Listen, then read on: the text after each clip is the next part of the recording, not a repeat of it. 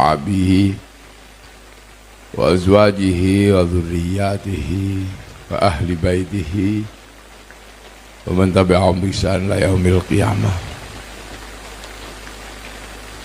Yang saya hormati para alim, para ulama, para kiai Kabupaten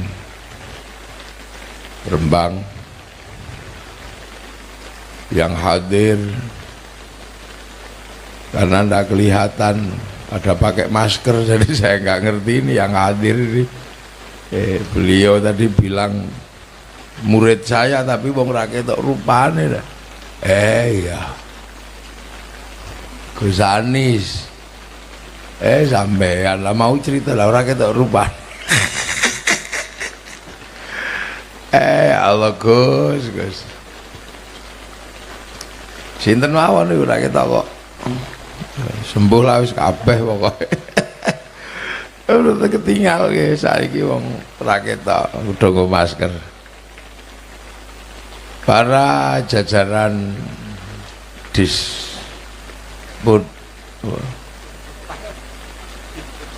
Dinputpar Rembang,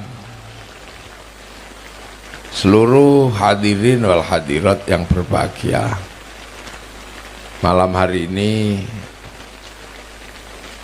bertempat di makam ibu kita semua, yaitu ibu kita Kartini. Kita selenggarakan khaul nggih, sekaligus memperingati perjuangan beliau untuk mengingat bahwa bangsa ini bisa jadi seperti ini karena melibatkan banyak sekali unsur, banyak sekali kekuatan.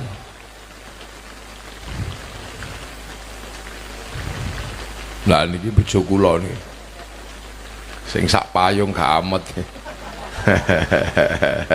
Monggo.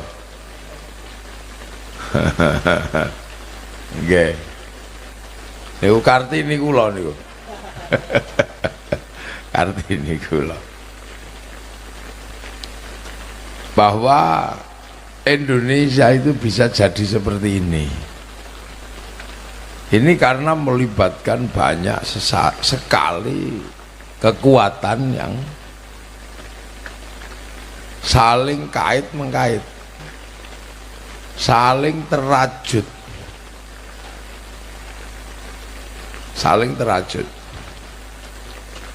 Makanya jenisnya macam-macam.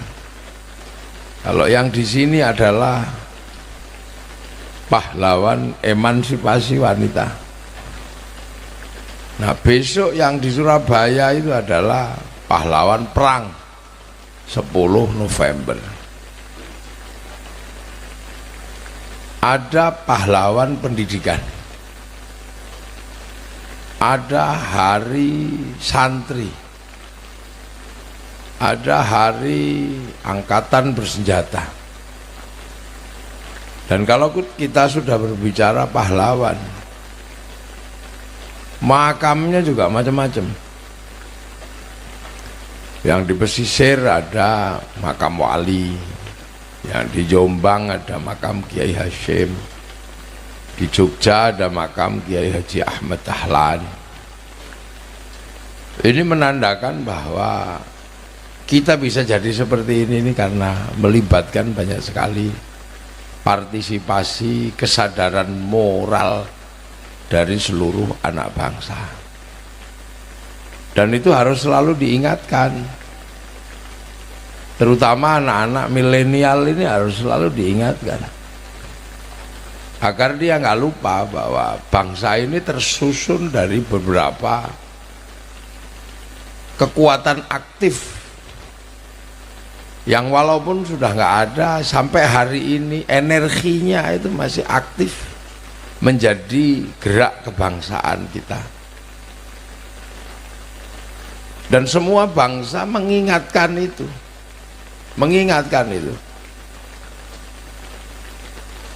Semua agama mengingatkan itu.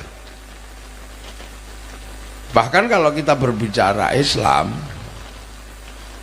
itu orang diingatkan dengan sesuatu yang jauhnya luar biasa. Tarik mundur itu, tarik ke belakang.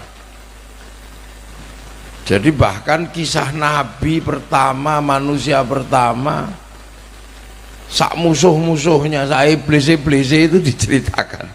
Itu Islam itu. Sak iblisnya, sak malaikatnya.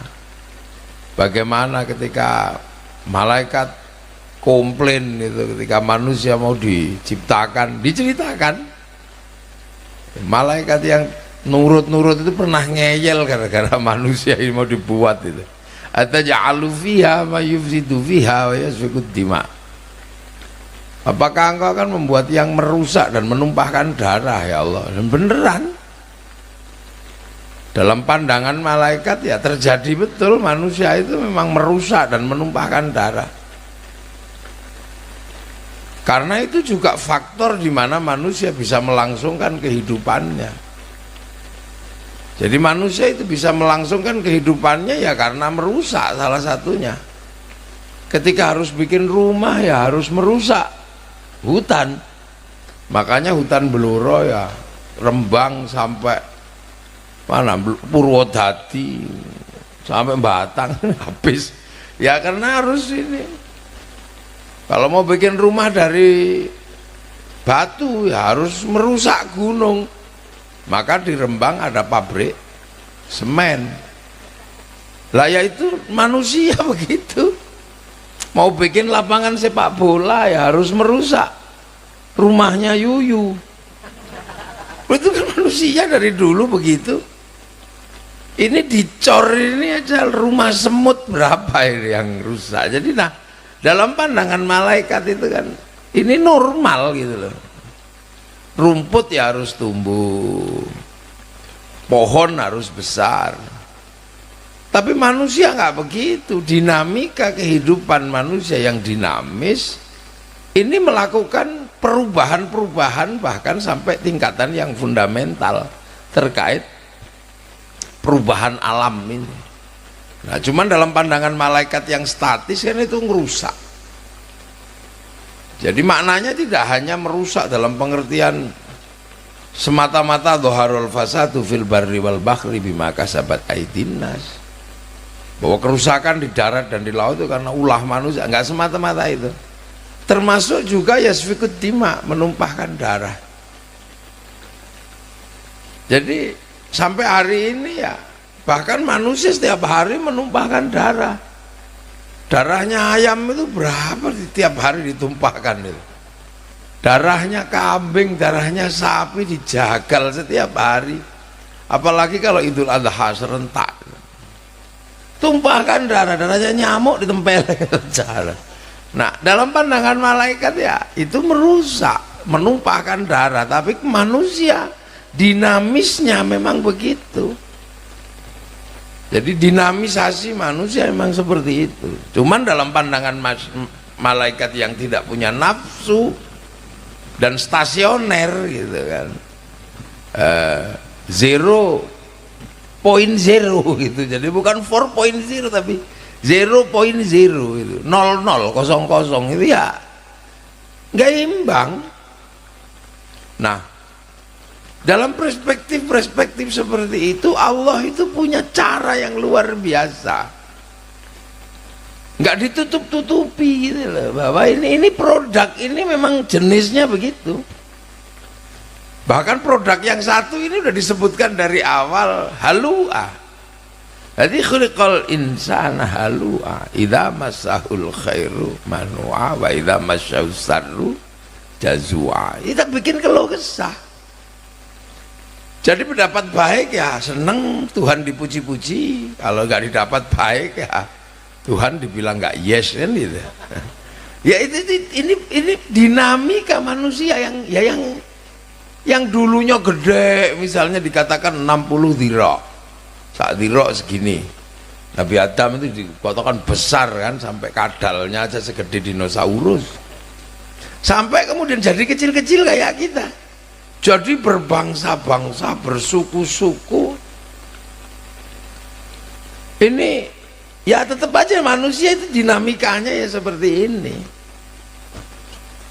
dinamikanya seperti ini. Nah, dinamika kehidupan manusia ini terstruktur melalui lapisan-lapisan perubahan perilaku yang menghasilkan peradaban. Jadi lapisan-lapisan perilaku yang menghasilkan peradaban yang kemudian disaksikan oleh orang hidup di waktu tersebut menjadi sebuah real life atau kenyataan hidup.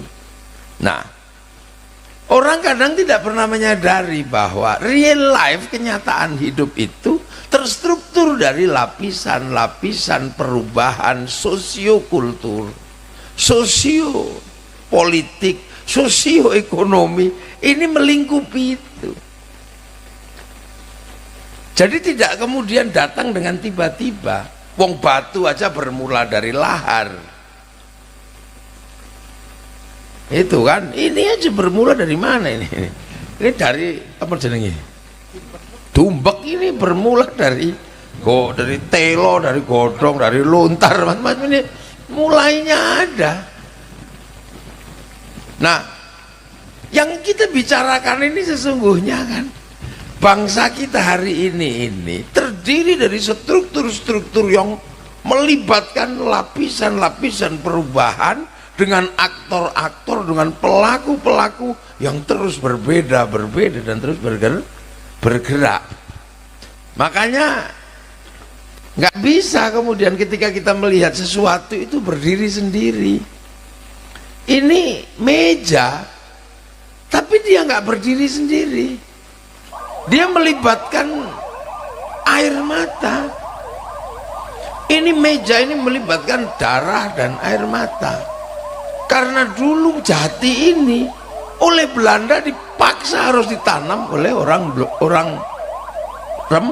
Rembang, entah ini dari Bojonegoro apa dari mana, ini dulu dipaksa.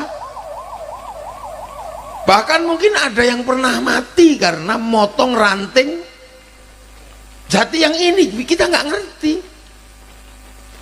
Jangan-jangan ada yang pernah ditembak Belanda gara-gara jati yang satu ini ditebang rantingnya, atau kemudian dipotong cabangnya, kemudian ditangkap mandor terus dipenjara. Kita juga nggak ngerti. Ini struktur kehidupan itu begitu. Jadi jangan dikira yang ada di